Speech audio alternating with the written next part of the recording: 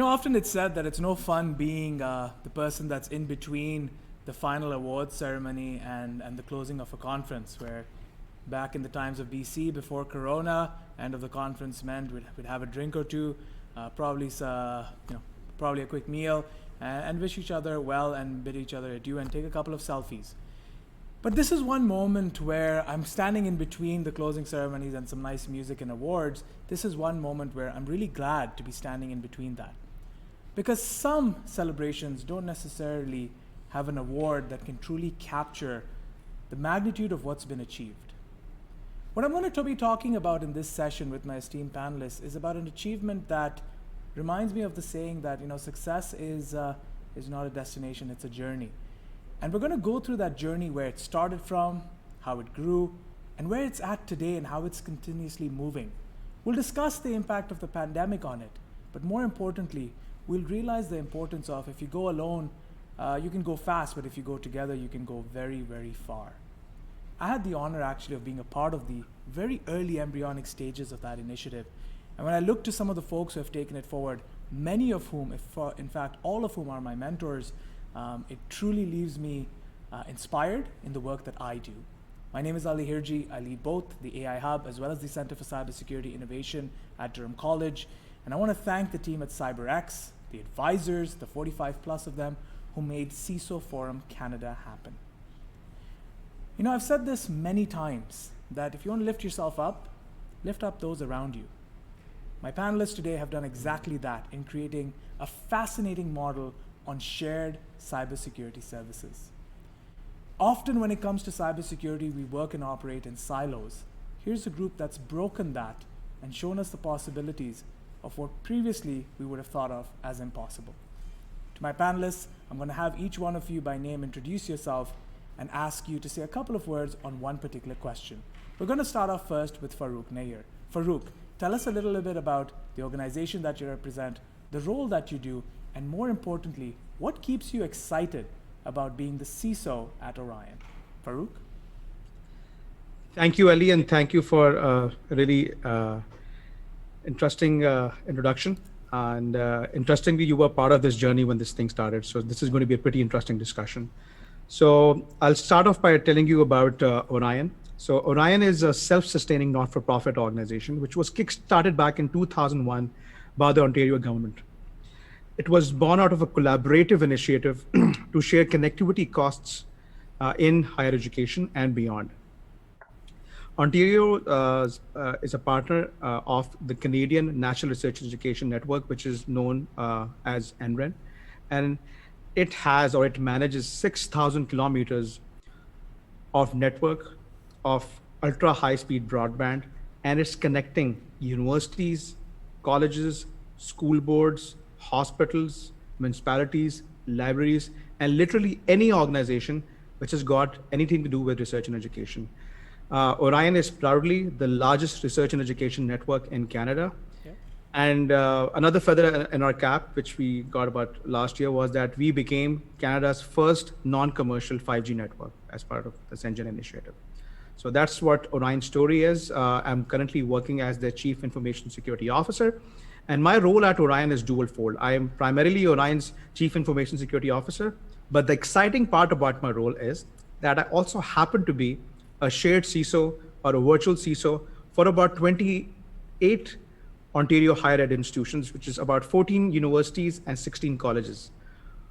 What keeps me going, or what gets me excited, is there's never a dull moment in my life at Orion or at ON-CHEC. I'm every day, every moment, I'm coming across things in which my advice or my guidance can make a difference, and I'm contributing in some shape or form to improve the cybersecurity threat landscape of Canada, and that's something which I'm really proud of. So that's what I wanted to share with you. Thank you so much for that, Farooq. And yes, you are right. My formative years in Canada was spent at Orion, and the former CEO of Orion, Darren Graham, put something in my head which I'll never forget, and that was Orion's focus was on realizing the fact that if you cannot connect, you cannot compete, you cannot collaborate. After connecting the research and education community so well and so powerfully on Ontario, Orion now, through your leadership as well, is showing us the power of collaboration, and the ON-CHEC program is one beautiful testament to that. Thank you so much for that, Farooq. And with that, I'm going to turn it over to John Levay with a little note. John's coming to us, I believe, from Niagara. And for the organizers at CyberX, CISO Forum Canada 2019 began in Niagara with wonderful support from John Levay and other stakeholders in the Niagara region. In fact, Cyber Exchange 1.0 had a small space and a broadcasting environment in Niagara as well. So CISO Forum Canada has its roots in the Niagara region, and I'm going to turn it over to John to tell us a little bit about the work that he does and tell us one aspect that really got him into being such an important member of the ON-CHEC collaboration. John, over to you. Oh, wow.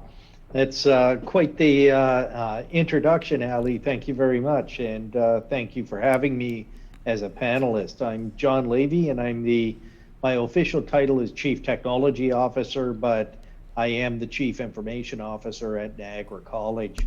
I've been involved, surprisingly, I also have worked for Orion at one point, and I was part of the group that actually participated in helping develop the Orion network originally as one of the original members when I was working at Brock University. Higher education has always been more or less my passion for about 30 years of my 35 plus years of working in technology or working in IT in different ways. And I've always found cybersecurity and networking very fascinating. So when there was an opportunity to be able to see both the colleges and universities be able to come together again and start to do something along the lines of what, for those of you that are a little bit older, you would remember when open source actually didn't try to make money. It was actually there to be collaborative and start to develop all kinds of collaboration to be able to get products out the door, to be able to connect people together. And I always found that fascinating way back 30 years ago when we first started with the internet. And when I got the opportunity to be able to participate, I really wanted to take us up on that opportunity. And the group that we got together originally was fantastic and made up of quite a number of people that had a number of years in the past together. And it was great to also meet some new people, such as Luc, and be able to partner up with them. It's been a fantastic journey, and you'll hear more about it in the near future. So with that, and if we want to talk a little bit about, just as a little introduction to hand back to Ali, but over to Luc. Luc was certainly one of the originators of the ON-CHEC group. So being able to partner with him, I certainly look up to him because he's certainly one of the founders. I wouldn't be part of this if it wasn't for him. So back to you, Ali. Thank you so much for that, John. And John, I was part of those initial conversations from 2016 through to 2017, after which we were honored with Farooq joining us after that and seeing us through. But really, you know what, I've said this repeatedly, right? Good leaders don't just tell you what to do, they join you in that journey. Thank you for joining us in this journey and staying the course and seeing all of the success from it. And now we'll transfer ourselves to Luc, because one of the things that I've always appreciated about Orion, but specifically about this ON-CHEC program, is, as in my last session, I spoke about the aspect of diversity and recognizing some of our biases and recognizing that access, not just to connectivity, but access to resources, access to services needs to be done in a more equitable fashion. Joining us from the north is Luc. And Luc, I want to introduce yourself, talk about the role that you do, and why is it important to make sure that Francophone voices and voices from the north are represented in programs like ON-CHEC. Luc, over to you. Hi, Ali. So nice to see you. So it's been a while. So, hi everyone. If you like stories, this is actually a storyline that you're going to hear for the rest of the session. And to really answer the question that Ali's talking about, then I will actually, it's actually part of what we're going to talk about is, why do we really need a shared CISO or an ON-CHEC program? And basically it's because who's an expert, or probably I should say all of you are probably experts, but before we were all experts, so I'm not even an expert, we didn't know where to start. We knew cybersecurity was important, but didn't know where to start. And also a major thing was, what about the money? We still need to run the business. So therefore, one of the important thing is that how do we actually leverage the community at large with our southern partners, and meaning southern Ontario or southern Canada, and then with the northern people that may have access to less either money but resources, but the knowledge, and how did we get to create an environment where we can actually not only learn but get some services, advice, and so on. And that's why you're looking, some of you actually are if you're looking at Farooq is the flesh of what this shared CISO was, because when it was a concept, he existed, but he didn't exist in the realm of everything. And the same thing with John. John actually became a great advocate and a great partner in all of this. So I'm excited. I'm excited just to talk about it. Back to you, Ali. Thank you very much, Luc. And I absolutely agree with you that not only did Farooq come in to sort of switch on the proverbial light, he came in to give us that proactive stance in cybersecurity that all of us really needed, as opposed to being reactive. He was one of the first persons who said, when he spoke about the ON-CHEC program and where he wanted to go, at the time we had the G8, if you remember when we began, it was about how do we become proactive as opposed to reactive. And as I've always said, Noah didn't build the ark when it was raining. It was that foresight that got him to do that. So Farooq, let's begin with you. You step into the role of the shared CISO. We can go into a little bit of the historical facts of the G8 and the pilot and how that evolved into ON-CHEC. So if you can shed a bit of light on that, but if you can also talk to our audience about one of the biggest challenges, which is each institution have a different number of students, different challenges, a different threat landscape, some shared, some diverse. How did you lead the customization of services for so many institutions? Farooq, over to you. Okay, that's a tough one. But let's just say that we were dealing, initially as part of the pilot, we were dealing with 8 different mindsets. Not just 8 different institutions, we were dealing with 8 different mindsets of all shapes and sizes. We were dealing with large institutions, we were dealing with small and medium size, and we also wanted to make sure that we are able to meet the expectations. So I think the biggest challenge that we had in front of us was meeting expectations. That was the first thing. How do we meet expectations? But I think what helped that were 2 things. And I want to highlight those 2 things and talk about that. The first thing was governance. I think when I stepped in, one of the first conversations that I had with you, Ali, and with Alfonso, and with Delilah, who is a VP of partnerships, and Alfonso is a CEO. One of the first things that I told them was that we need to have a well-defined governance for this project. We need to have a steering committee in place, which should comprise of the CIOs.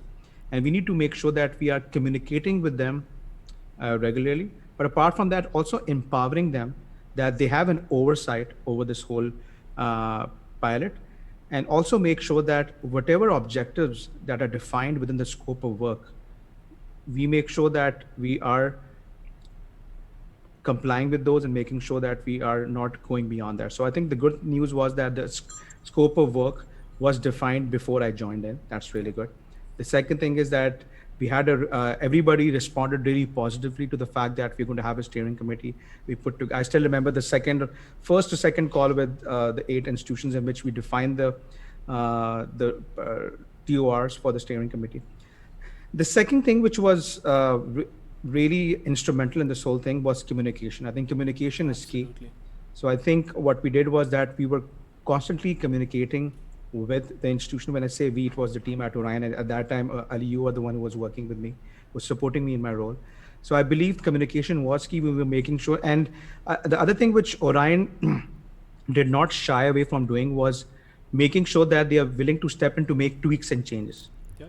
That's the whole thing. So I think we made sure that governance and communication is something that is well defined and well managed since day one. And if anybody was falling short, they were called out on it. And that's the best thing. Communication is key. And I think we were making sure that we are following the project management principles over here. So I think that really helped. And I think when you're dealing with public sector institutions, you need to communicate. You need to understand, you need to empathize with these institutions. So I think these were the two things which were instrumental. Absolutely, and I couldn't agree with you more, right? One of the fundamental elements of what we had to do was, or one of the reasons rather why projects fail or initiatives fail is because we assume that we've communicated. And I think those elements of making sure that meetings were set in advance, they were in the calendars, we had a weekly touch point where we would be meeting with set agendas, so on and so forth, really talks to the fact of there is a program and a project management process that goes into shared CISO programs like this. And really, while it still remains a work in progress, in many areas, Orion has perfected that element as well and invested resources in it as well, which is the beauty of the way Orion is composed. So thank you, Farooq, for setting that stage. John, I want to come to you and really discuss this element of how involving an external partner was sort of taken into your environment. I'm going back to the early days. You know, in the morning session where we had Mark Dillon from the Vice President of IT from Waterloo North Hydro, he said, you know what, security typically the way we think of it is broken. We often think about it as protecting the inside from the outside. And here, technically, you've let an outside institution, a partner, come into the inside and help you with your security practices and makes Farooq and Orion part of your team. Were there any challenges with getting your team on board with why this was an important program for them? John? Well, the interesting part of this is I don't think anyone within our own institution was really against it. It was just the hardest part was that security really wasn't top of mind in higher education at the time. It was important. We were all getting reviewed and audited, and you take a look at our cybersecurity profiles, and it was beginning to bubble up to our boards and high enough within our organizations that we were landing on the radar, at least in the college sector.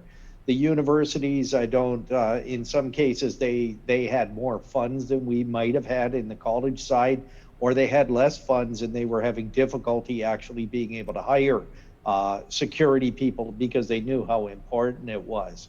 So trying to sell it within your organization really wasn't the big deal. And to Farooq's comment earlier, and I'm sure that my colleague Luc would agree, we're not shrinking violets when it comes to communication. So we were all very public about our need to hire security people and trying to find money. And I don't know one CIO that hasn't been in a battle for proper funding and more funding for cybersecurity over the past, let's say, 4 or 5 years. And in many cases, we were actually getting the funding, but we couldn't find anyone. So in trying to sell a collaborative effort, it was almost a given if we could come up with a different model to be able to fit to what we needed to have in place. And if you couldn't find it, maybe you could share it in a different way. And again, I go back to that open source philosophy, is that shared collaborative mindset. Universities and colleges and just higher ed in general has always had that open approach where we talk to one another and we don't really compete. We compete for students to some extent with recruitment. We compete in some cases for research dollars, but we never compete for solutions. We always try to be very collaborative and share. And this was a great extension, but no one had ever done anything like this in the past. And coming up with even the idea that maybe we could start to share resources across a group. And again, I go back to Luc and the insight with an individual by the name of Bo, who is now the CIO at University of Toronto, but at the time was at the university or at Queen's University. And the two of them, from a simple conversation over a small beverage at a side conversation, fundamentally created what we have now, and it bubbled up. And what is really surprising is that little gem was able to develop and grow into everyone just jumped on board. I don't think as a matter of fact, I think Orion had to turn people away at the very beginning a few of us found out about it and we instantaneously jumped on it, and they didn't want to get it too big and too out of control, so had to kind of keep it down to 8 people. So hopefully that gives you a little bit of background on how we got there and kind of the excitement that got generated from it. No, absolutely. And that conversation that happened between Bo and Luc, and in some cases yourself as well, when you were not 6 feet apart, brought you all together. Now, when you are 6 feet apart, look at how much more closer you've all gotten. So absolutely. And I really take to heart the point that you made, is that within the college ecosystem, within the university ecosystem, there are some pockets of competition, but really we're collaborating together to maintain Ontario's competitive edge. And really the ON-CHEC program from Ontario's competitive edge has really put us on the map and has numerous economic development returns as well, which could be a subject for a separate panel altogether. Luc, I want to come back to you and transfer ourselves up north. You know, the mind once expanded never shrinks to its original size. Once you saw the possibilities of what could happen with the shared CISO program, the G8, and now the ON-CHEC, how did you then begin to lead the group? And of course, under Farooq's leadership, how were you able to then prioritize where you needed to have some security investments? There are a lot of things you could have looked at, from endpoint protection services to threat hunting to DDoS mitigation solutions. How did you prioritize that? I know Farooq started with a vulnerability assessment, but how did you begin to prioritize the areas of need? So thanks, Ali. And I think I need to give you a little bit of history so I can actually answer the question very carefully. So for some of you are wondering, how did it all started? But it started with a muse. It was around the Christmas time. I sent out a muse and Bo responded to the muse. Of course, after a couple of days, because he probably had a few holiday cheers. And all of a sudden, from the muse, we decided, my God, I think we're willing to work together, because most of us did not have expertise in security. So again, the prioritizing this effort from a very simple way, and we realized that we could not host within ourselves the shared CISO, and we went to a trusted partner, Orion, where actually Bo and I actually interviewed Farooq. I didn't give him good remarks. No, I'm joking. But no, Farooq did really well in the interview. And then all of a sudden, how do we get started? So that's when actually Bo had the idea, you know what, it's going to be a provincial thing because the interest was provincial, but it might be good to include the colleges, where John came in and a few other colleges came in, because we realized that we're not the only one, and we can also actually benefit from working together. Again, prioritizing this. And we decided that probably, it started with 5 universities, we added 3 colleges, and that's when it really started, really jammed. And then we've agreed on a bunch of things like governance, Farooq mentioned that, and then a bunch of tasks. And we also identified what is the success for us to complete the pilot, to say, should we actually offer a service or not? And that's what happened. So now all of a sudden, Orion is actually making a business case out of this. And next thing you know, now we're starting, and now one of the key things that Farooq actually started was, let's do an overall assessment of everybody. So therefore we can actually maybe do some benchmark, but not to see, to see maybe who's better or not, but it's more of where do you stand, where do you need to be better? And it's not from a comparison, but it's from a self-assessment. So by doing that, that's when we realized, and it's quite, I don't remember how many questions there were, but it was quite extensive.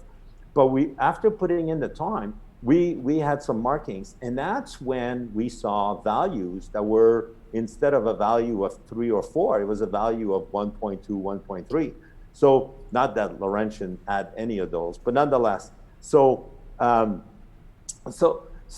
what happened was, all of a sudden we're faced with, oh my good Lord, we need to work in a lot of areas. And this is where Farooq actually came in and started advising us based on our environment. He even came up to Subway. He was wearing a nice little toque and everything, and mitts, but he stayed with us for a full day.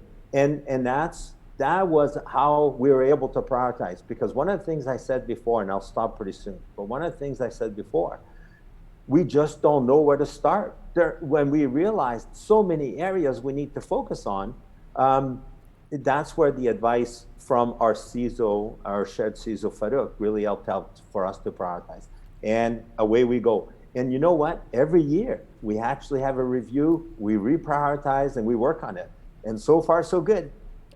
Absolutely. And I think Farooq made a little comment in the chat there saying, it was 500 questions. And I remember really well being copied on all of the responses because every question was followed up with another question. So literally every question became 1,200 in total. But here's the beauty of it is that they all got responses, and that emphasizes the importance of communication. Just for our audience, Farooq did travel to Sudbury. Yes, this was on Luc's private jet. So if you want to get to know Luc a little bit more, it's probably a good idea. We've got another 30 odd minutes. And Farooq, I want to come back to you because listen, Farooq, you've always been an individual. You're not the CISO who puts the no in innovation. You've always been very, very interested in looking at new ideas. You've always taken the perspective of, it's not about, no, I can't do this now. It's about, well, how can I get this done? Maybe not now, but I want to talk about how can I get this done. But no individual is an island.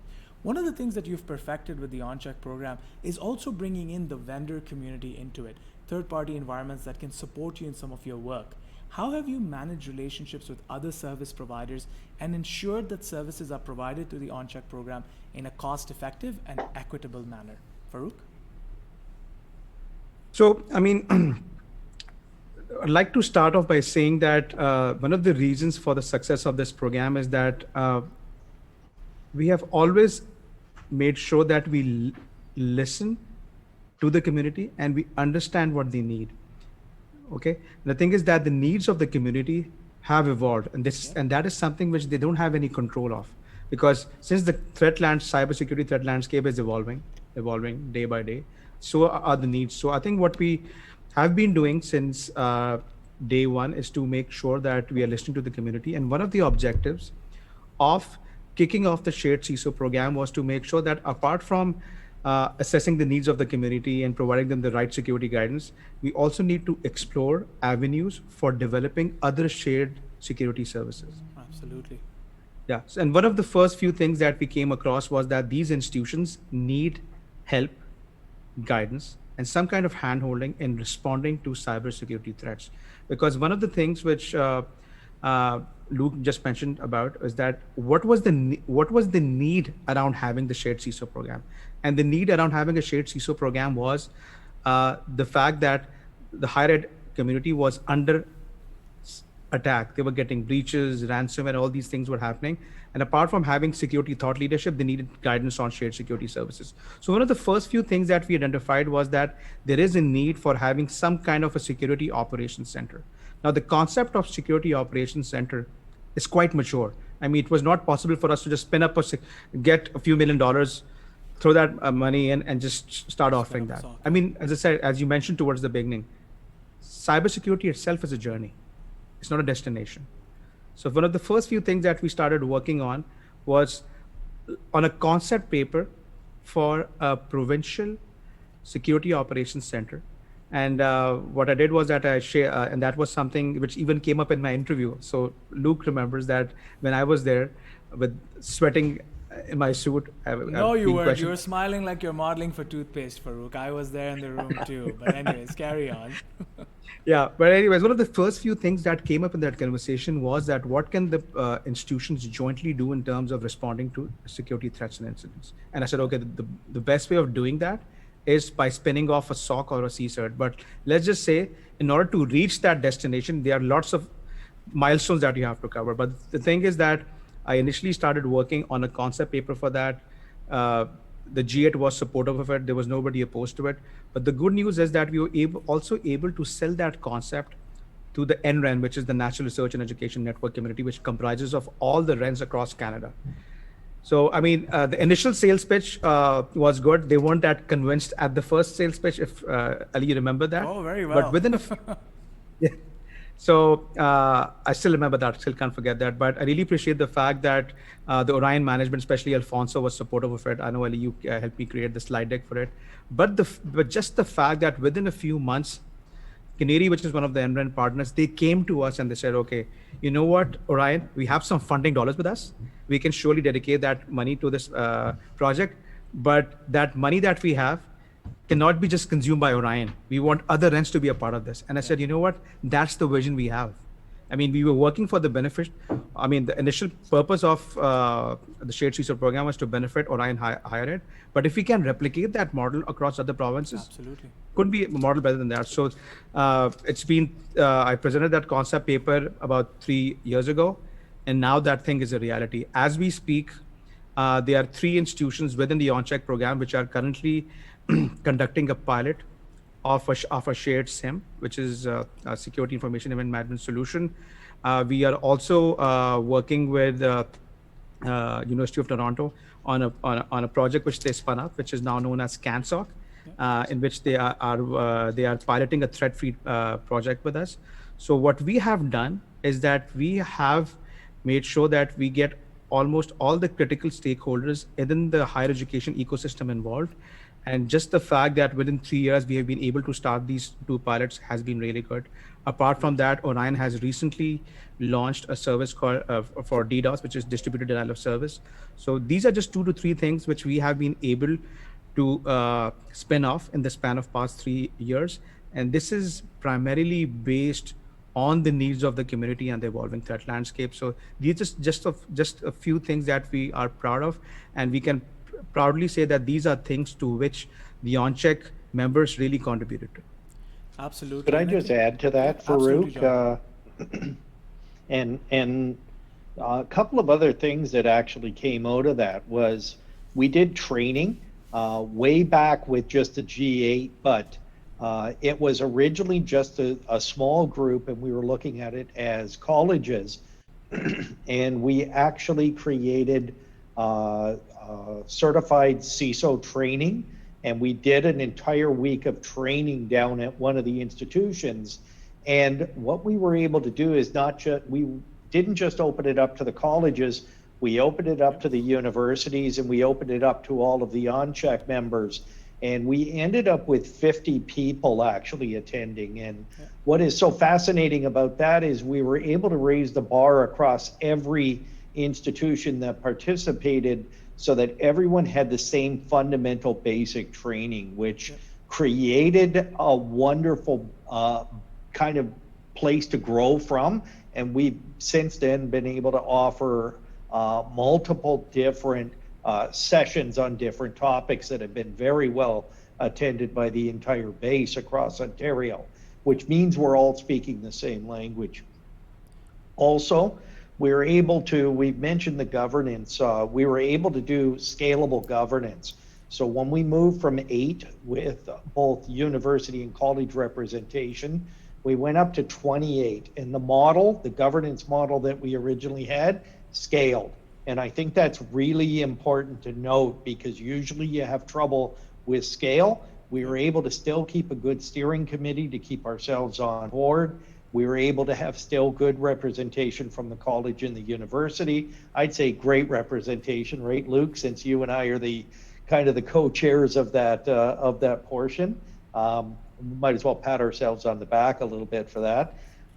The other thing that came out of this, and we did mention it, was the benchmarking, which was, and we still think is one of the largest self-assessment data sets in cybersecurity. And it let us not just see what we might have deficiencies and successes in, because it covers both sides of the piece. It also let us see as a group where we might want to go and where we might need to, where we'd have major risks with respect to security. And we had real benchmark data. It wasn't just, I think, anymore. We actually had tangible numbers. And I think another thing that came out of all of this was a dashboard, but I'll leave that to Luc to talk about because it was kind of his brainchild again. Yeah, and I do want to work with that. Thank you, Farooq and John, for really setting that context together, because you've covered in great detail and very eloquently the fact that these were not just measures that were taken against any definitions. You had KPIs in mind, you had KRIs, you had certain goals and targets. A question that's come in from the audience really reflects on the benchmarking process. And Luc, I want to bring that to you, because you talked a lot about the maturity level. And you start off in an environment where the community they know how to spell cyber insecurity, but not really know how it impacts them from a day-to-day practice. Can you talk to us a little bit about, as behind the scenes, you are strengthening the environment, you're doing all of these practices, how did you engage professors, students, and the wider community who really are a pivotal point in the cybersecurity posture of an organization? Luc, can you speak a little bit about that? Yeah, that's an interesting perspective, now that you mentioned students and faculty, because part of getting stronger is getting more people around you. Obviously, and ON-CHEC does that. But it's important to include the people within your own organization. So as an example, we actually changed our acceptable use policy to basically allow our students to try to infiltrate our environment, to even test our environments. And this was actually a discussion we had. And of course, in the acceptable use policy is that, no, don't do it unless you have the CIO's permission. Right. So we've added that into that. And now it's part of the computer science program where I actually get to speak. And then some people are allowed to actually try to poke holes, basically. So that level of engagement is really important. And if you don't mind, I want to mention also something really important that John alluded to. We all had our specific needs. And, when we actually were able to compare, I could see, for example, that Queens was actually stronger in one area than another, or John was actually stronger in another area. So what did we do? We're all friends. We pick up the phone or we get a Zoom call, and then we chat about, hey, how are you being able to be different and more advantageous? So that's another element. And the last element I'll talk about real quick is we each, again, have our needs, and we created an executive dashboard. And the reason why that was so important is, how do you communicate your security posture to a board or to the executive team? And Farooq actually, so I complained, Farooq answered. And many of us are actually using this model, which actually measures 6 different areas where we can actually report in a very concise way, but summarized way, to our executive team. So I've taken a little bit longer, Ali, but thank you very much for the opportunity. No, not a problem at all. And I think, I said this in a previous session as well, is that if you think like a hammer, then everything's going to look like a nail. That malleability, that shifting focus, that ability to sit in different positions within the switch of a calendar invite was something that Farooq brought to the table that really reshaped and ensured that the ON-CHEC program could grow to the maturity that it has. Farooq, I know we had a couple of questions that we had discussed, but there are quite a few that are coming in, so I want to take them in because we have only 20 minutes left. Farooq, and this is a question on incident response. Yes, you are the shared CISO for all of these institutions, but have you created, as a result of ON-CHEC, have you created a standard template for incident responses within these institutions, or are you operating on different templates per institution? Can you shed some light on that, Farooq? So whenever we talk about best practices or incident response and things like these, the first thing that I tell people is that organizations need to have visibility of the security threats and the assets, because you cannot protect something which you don't know about. Absolutely. Yeah, so that's the first thing. So I think the first thing that I started working towards when I started as part of the shared CISO pilot was developing a framework around technology risk management, information risk management. That was the first thing. The second thing, which Luc alluded to, was security governance framework. So making sure that we understand that and have an understanding of that. Apart from that, we also developed an instant response guideline, and just a skeleton, like a bare minimum baseline for organizations on instant response. But apart from that, one of the things which really resonates with the community is that we started developing use cases which could perhaps be used to develop playbooks. And we worked on scenarios and use cases which were prevalent in the higher education space. Things like ransomware, things like botnets, things like phishing, things like crypto mining. Okay. And the thing was, the beauty of that whole thing was that I wasn't the one who came up with that. I went to the community and I said, okay, what are the most common attack patterns that you're seeing out there? And that's when DDoS came up on the list also. Yep. So what we did was that we started developing these use cases, getting an understanding of what these events are, okay, reverse engineering then that, okay, what actually happens? How are these things exploited? What's being done? And that through that, we were able to develop awareness amongst the participating institutions that what are the events of importance? What should they do? And making sure that everybody understands that technology alone cannot solve the problem, and technology often creates a false sense of security. So understanding that you need to have a strong framework, understanding of these particular use cases, and then probably then to go towards installing and tweaking tools. Because one of the things that I often tell people is that make sure that processes drive the tools, don't let the tools define the processes. And I think we have come a long way, just given the fact that we embarked on this journey for a shared SIM, just the fact that we have deployed a DDoS solution, just the fact that we have worked with institutions and helping them develop an incident response framework has come a long way. Apart from that, we now have Friday morning calls, as part of which we discuss cybersecurity threats pertaining to higher education, pertaining to a community. And that call has now turned into like we have about 60 people every Friday on that call. And we talk about vulnerabilities, threats, malwares, which affect all of us. And we also have participation from the Canadian Centre of Cybersecurity on those calls. We also have people from the Ontario Provincial Police, from the Office of the Provincial Security Advisor. So now there are stakeholders from the province and the federal government who join those calls and just to listen in to all the weekly update. Yep. We also, and apart from that, I now send out ad hoc alerts and advisories about upcoming threats. So I think what we have been we have now developed a framework for sharing threat information, sharing threat intelligence, and also help these institutions to develop a framework to respond to the incidents. So let's just say we have taught them how to fish. Absolutely. And that's what we wanted to do. Absolutely. And if ever there was a chapter on the title process, people, and technology, or rather people, process, technology, and in that order, that's the right chapter, the narrative that you just provided to us. Thank you so much for setting that context, Farooq. And again, like I've said, quite a few questions have come in, so I'm going to stitch them into the narrative that we had decided from the get-go. John, I'm going to take this question to you, and that is, you spoke a lot about the training element and identifying the gaps in the team. Everybody has certain strengths that they work well towards and certain areas that they're not necessarily in their element. As a result of all of these, the dashboards, the different sharing of data, the anomaly detections that you were doing, the sharing that you were doing, you may have recognized that you needed to upskill your team or introduce new roles. For example, I know CyberX has introduced a new role of multiple CISOs, Chief Information Streaming Officers, different times so that they can ensure that their streaming qualities are done very well.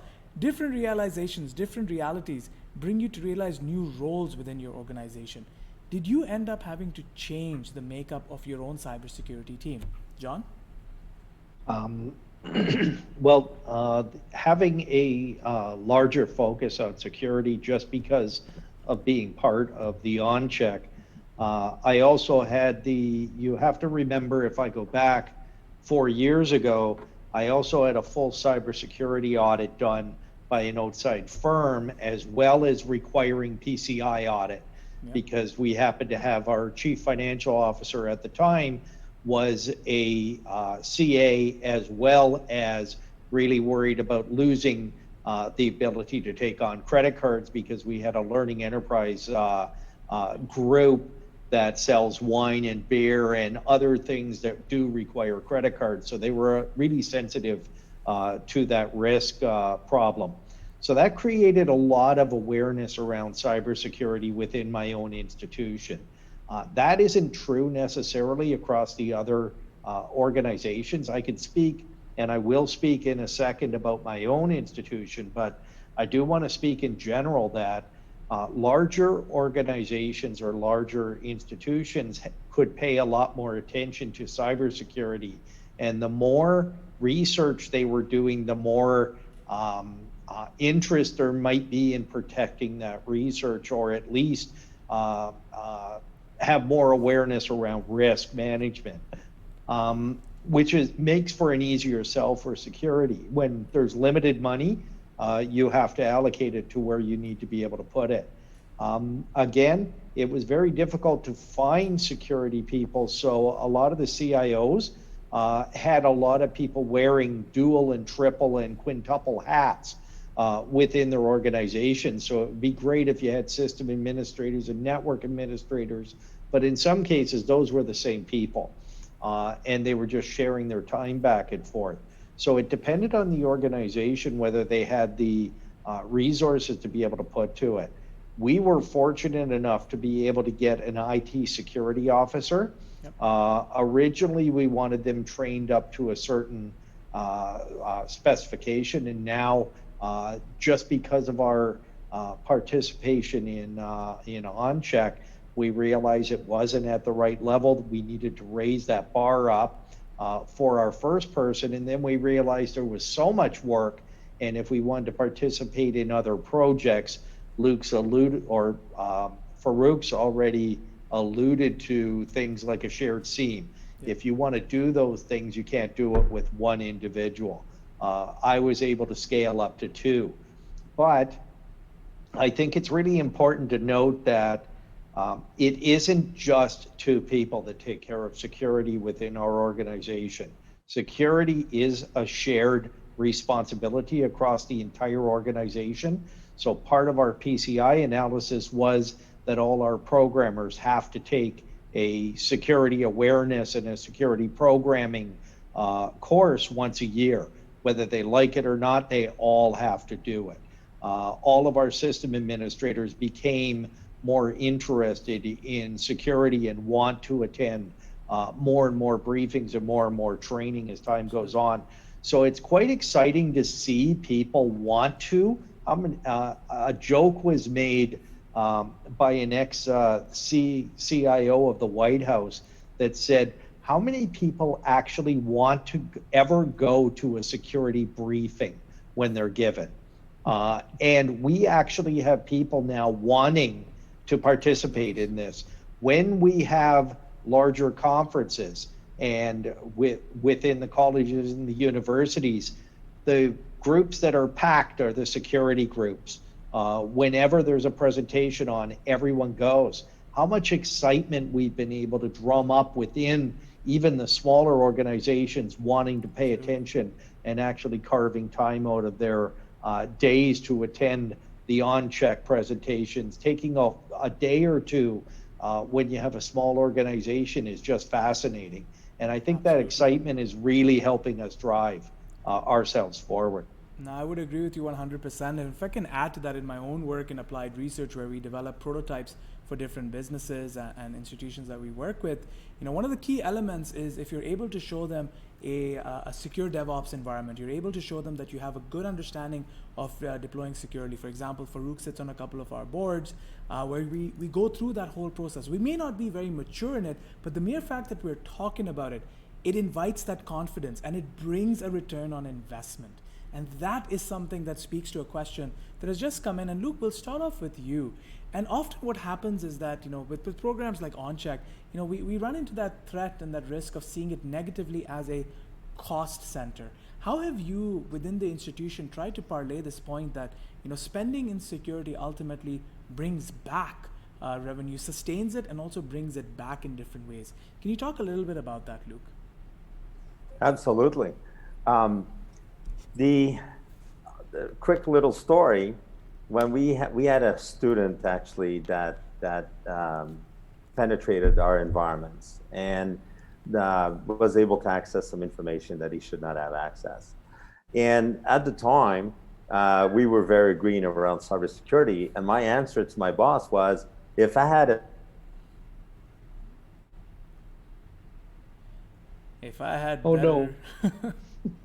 If I had better internet, I would respond to you. Lost him. Okay. All right, so we have He'll be back. We have Luc frozen slightly, so I'll let the Chief Information Streaming Officer do what he needs to do. Farooq, you know what, we'll pause on that question with Luc, and I'll come back to him when he returns. But Farooq, there is a question that I think applies to you directly, and this is on the impact of the ON-CHEC program on academic programs in cybersecurity. Are you seeing now that different institutions, Durham College, Mohawk College, and the likes, are coming to you to help guide them? So Farooq, if you can take that question, then we'll go back to Luc.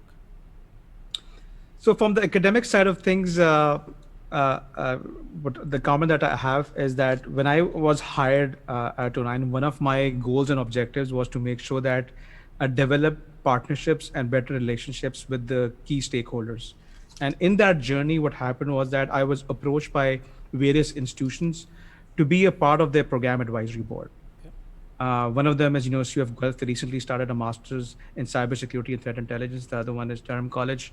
And as part of that, I was also invited by various universities and colleges to deliver lectures. And yes, I was a visiting faculty at Durham College too.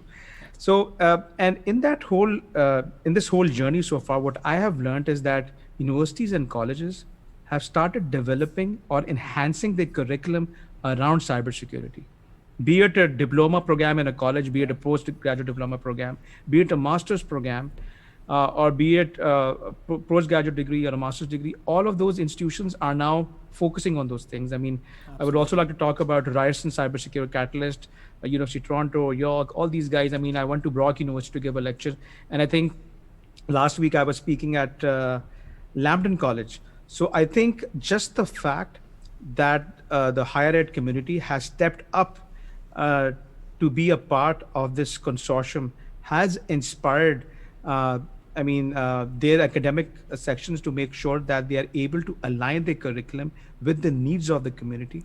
And I think these institutions have come a long way since then.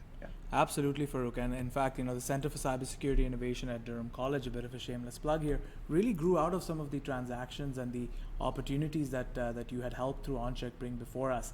I think even more important than that is, besides the ON-CHEC community, bringing academics together and academic institutions together, you've also brought in the private sector quite well. CyberX, that's hosting this conference, has done a phenomenal job in making sure that our academic communities now have access to different training environments, different simulations. Just last week we conducted, they conducted, and we were a part of it, the Collegiate Penetration Testing Competition. Before that, the Global Cyber Olympics. Shout out to U of Ottawa for winning CPTC.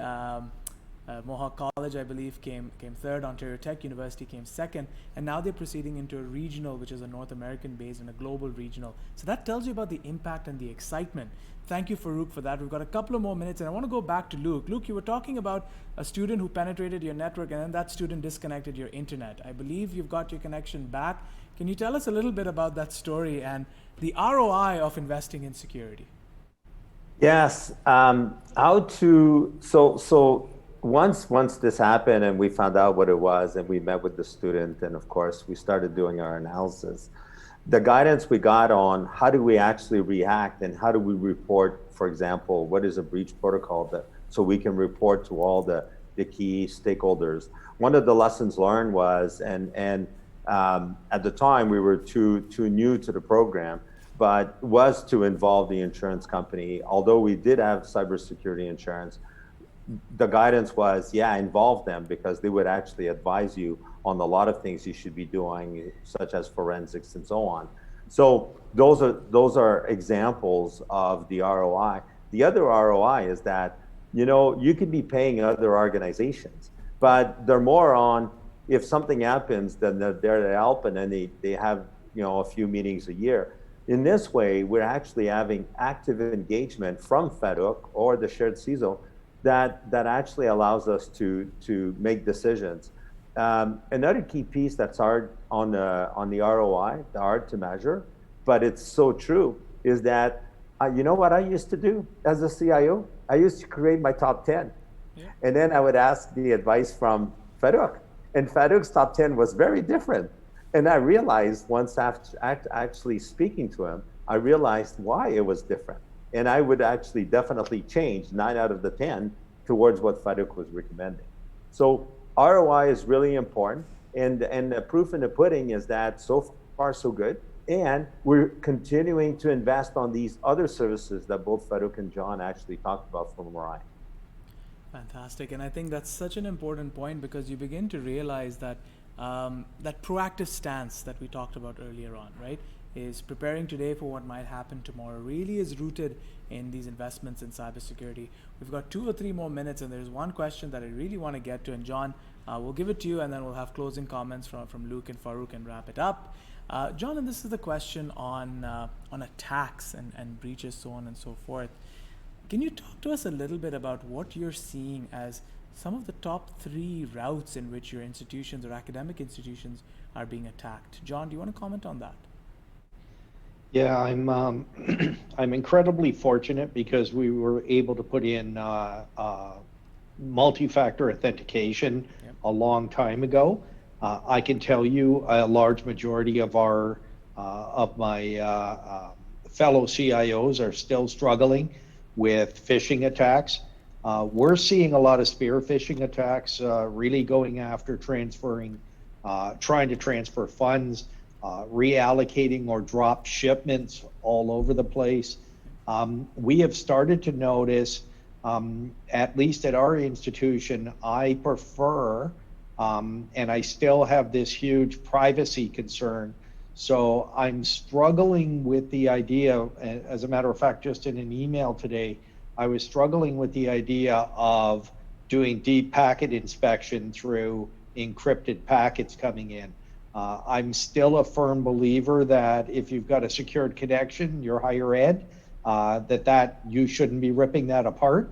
I think I might change my tune just because there's so many viruses that are now being passed through encrypted tunnels that we're just not looking at. We have the potential to be able to clean up ahead of time without necessarily opening up those packets and looking really deep or giving ourselves the idea that we're checking that deep. I think those are some of the really big deals. I think DDoS, I've had it happen to our organization, and they're not easy to fix. And even trying to swim upstream, both at Orion and at a national level, or even at a worldwide level, DDoS is going to continue to be a problem. For some reason, people like to knock you off the air, and I don't quite understand the reason being, but we're all struggling with this on an ongoing basis. At least those are probably the 3 that would be top of mind for myself. Yep. And you raised such an important point about what the reasons are, and that's one of the key importance of when you place an individual like a Farooq and the shared CISO environment, is that you're not just studying the technical realities of attacks, you are constantly talking and looking at the social political realities. Often Farooq has given talks on nation state motivated attacks, so on and so forth, and there's a lot you have to keep in mind. Security doesn't operate in a vacuum. We've got 2 minutes, and I want to get a closing comment from Farooq and then Luc, and then we'll wrap it up. Farooq, from a one-person show to now building a team together, what's next for the ON-CHEC program in your perspective? 30 quick seconds. Taking it to the national level. That's the next step. You will be hearing on this front officially in the next few weeks, nice. But just the fact that there are other provinces who are working closely with us, they got inspired with the concept. And not just in Canada, we have peers in the US who came to us and they said, okay, you want to start a similar program. So just the fact that we now are, I can proudly say that we are now a Canadian success story, and other provinces want to move in the similar direction, talks to the fact that this has been a success. Yeah. Absolutely. And the importance of made in Canada and local solutions. This was a topic that came up on day 4 as well. So thank you, Farooq, for bringing that up. Luc, we'll give closing comments to you. And I want to ask you a very simple question, and that is, in terms of growing the shared CISO program, where do you see it going next in terms of your own involvement? Who else would you like to get involved in this, in supporting your work? So Ali, I was disconnected. Sorry about that. So it's Farooq answered it well, and John as well. It's national. When you think about it, it's our intellectual property that we need to actually protect. And therefore, that's why collaboration is the best way. The sum of the parts is always greater. And so therefore, what I see others is that I would... And the internet connection... Come back, Luc. Paused right at the right moment. He paused at exactly the right moment. We've got a nice little pose for him going there. We are coming close to the end of this session, and I am looking at the streaming team, and they do say that unfortunately he has got disconnected. which is fine.